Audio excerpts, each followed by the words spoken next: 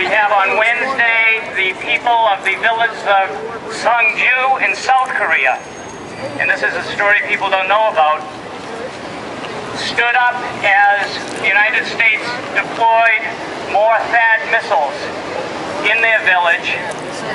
600 of them stood up when right after the administrative offices of the command setting up these missiles. These are first strike weapons. These are anti-missile missiles that theoretically allow you to launch a first strike without having any response. These villages stood up. 8,000 police were mobilized to crush them. And they continue as they can fighting to stop the deployment of these THAAD missiles. In the island of Jeju in South Korea, the United States has displaced many people in order to build a monster military base from which attacks can be launched throughout the region. But they don't get away with it easily because the entire population of that area every day holds demonstrations for years now to protest this base and to try to take back their home. So it's not just many of us here in this country that are concerned about the situation in Korea. It is people in South Korea who are part of their movement to de-escalate the situation and to bring about a peaceful solution. Some of our speakers will talk about what that peaceful solution will look like, because it is very much within our grasp if the United States would agree to talks with no preconditions. I'd like to introduce our first speaker, Paul Atwood. Teaches foreign policy at University of Massachusetts, Boston, and is a member of Veterans for Peace. He's a contributor, regular contributor to Counterpunch, and is the author of the book War and Empire, The American Way of Life. Paul, welcome. Thank you. The information I'm about to present you will not hear on any of the networks, but it is critical information for those of us who want to understand. How many citizens have ever asked themselves what the United States is doing in Korea in the first place? Well, we've all heard of the open door policy, you know, that boring subject we got in our high school history classes. But most of us don't understand that it is still the bedrock policy of the United States. That's why we're in the Ukraine today and in Eastern Europe. That's why we waged war in Central America and the Caribbean. That's why we're in Africa. And of course, that's why we're in the Middle East. An astute analyst in 2003 asked, if the principal product of Iraq were broccoli, would we be in Iraq? Well, I think you get the point, and it applies across the planet. The policy's essence is that American banks and corporations should have untrammeled access to the markets, the resources, and the cheaper labor power of the entire world. Originally announced in 1899, it was intended to forestall the carve-up of China. It was called then the Great China Market, and it meant all of East Asia. The European powers and Japan were intent on carving it up. Well, World War I finished the European powers, and that left the United States and Japan to contest for control of China. And that's really what World War II was all about. Most Americans think that the only reason we went to war with Japan was because they attacked Pearl Harbor. That's wrong.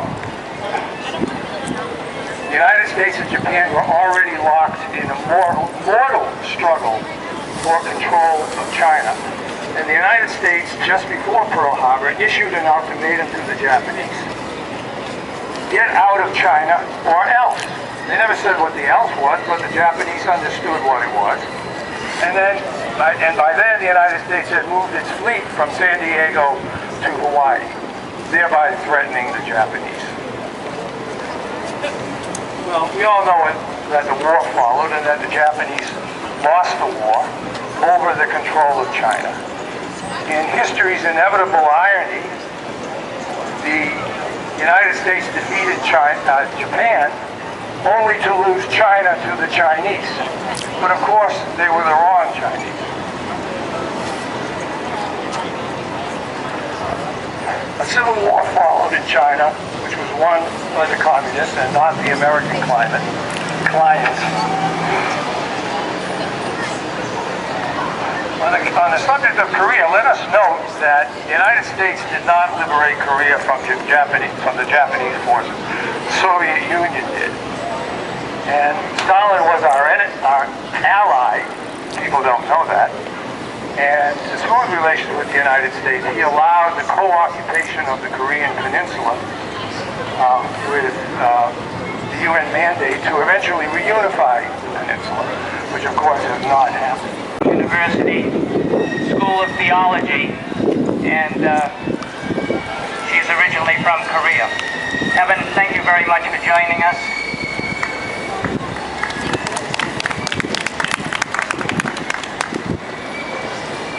Hi, thank you for coming today. I'm excited and moved to see your presence today, to know that there's still some Americans who are aware of what's going on between U.S. and two Korean nations, you say. Upon the invitation to make a speech, I was frustrated because I acknowledged that the history of U.S. military and Korean Peninsula was forgotten from, or more precisely, never been told to the majority of American citizens. So I kept feeling I have to first explain over 70 years of convoluted and multifaceted history in order to say how absurd and appalling President Donald Trump's military provocation toward North Korea is, and how it might bring the unspeakable devastation in the Korean Peninsula and other South Asian countries. State representative representing the great city of East Cambridge.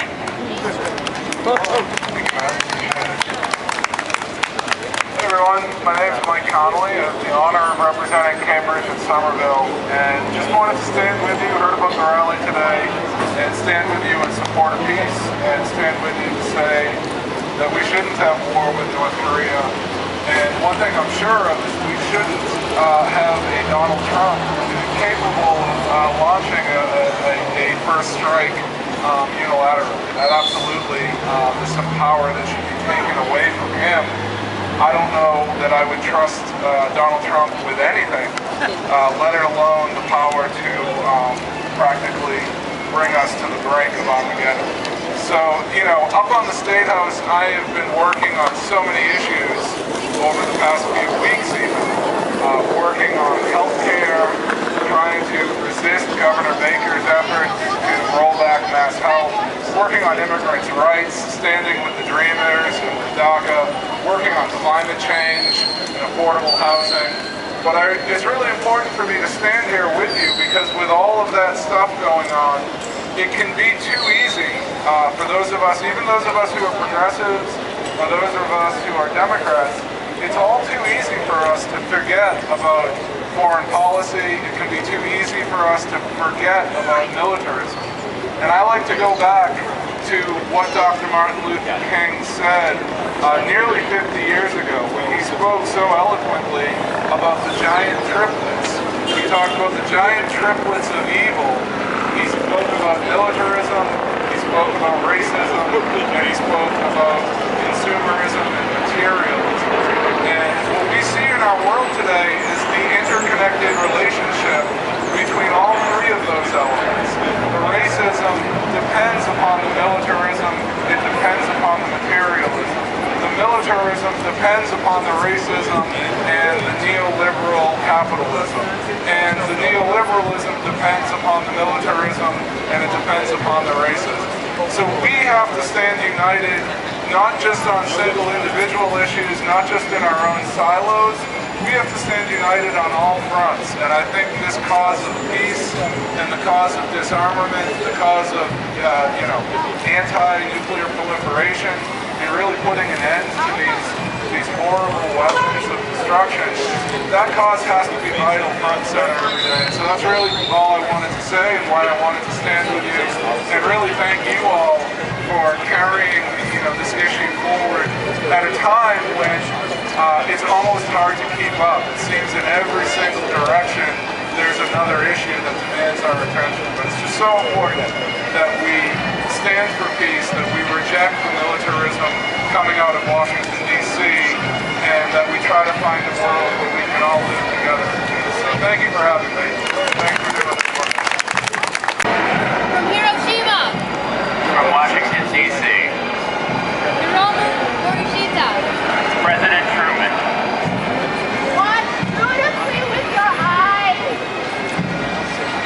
In this time, we have now added a new and revolutionary increase in destruction to supplement the growing power of our armed forces. Here, something happened that shouldn't have. Here now, something irreparable continues. Here, tomorrow, signs of everyone's destruction may appear. Don't watch with one eye. Don't watch with your arm or with your head. In their present form, these bombs are now in production, and even more powerful bombs are in development. It is an atomic bomb. It is harnessing of the basic power of the universe. With the heart of one who endures despair. The force with which the sun draws its power has been loosed against those who brought war to the Far East. We have spent more than $2 billion on the greatest scientific gamble in history. And we have won. Sankichi Toge. Give back the human! Give back my father! There are three things that the North Koreans want, and then they will stop playing around with nuclear weapons. One is they want to stop the war games that are very, very provocative. Two,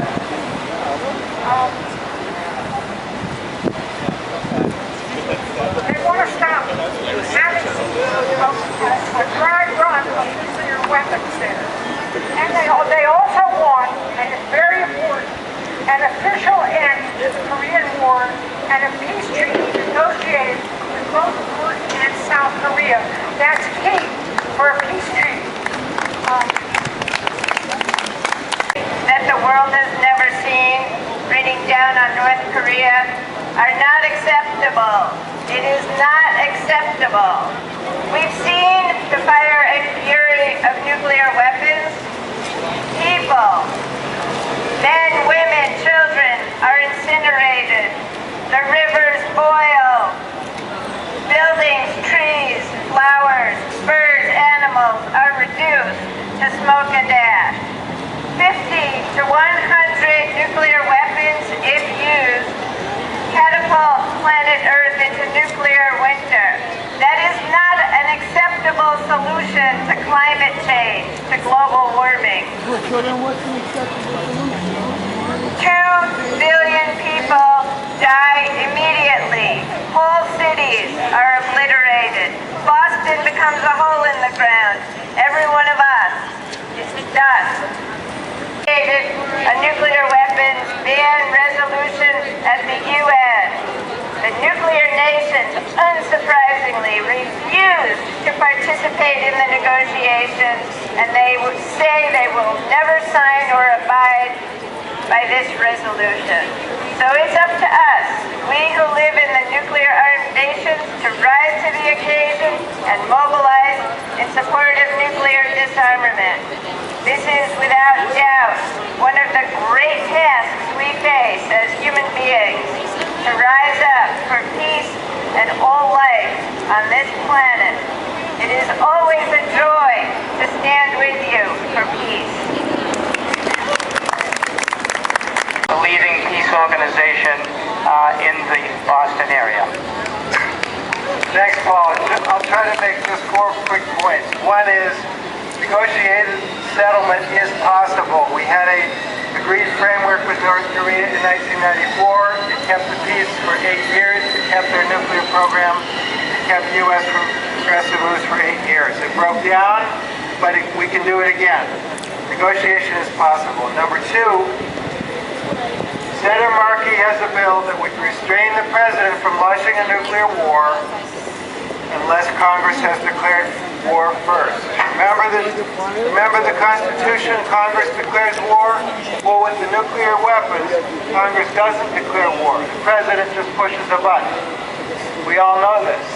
So Senator Markey has a bill to change this.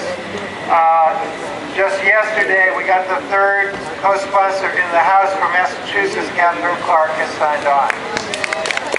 But looks like we might be able to get a vote in the Senate on this bill next week. There's a bill known as the National Defense Authorization Act, or NDAA. That's a must-pass bill in the Senate. It will be on the floor next week. Senator Markey is trying to get a vote on his bill to prevent nuclear war unless Congress has declared war first. Third, we got to organize. It's great that we had this rally today, but we need twice as many people here next time, and we need to build it. We're having trouble breaking through. The mainstream media is all full of like, North Korea is crazy, and they're threatening us in a completely mythical universe. We have to reach a lot more people.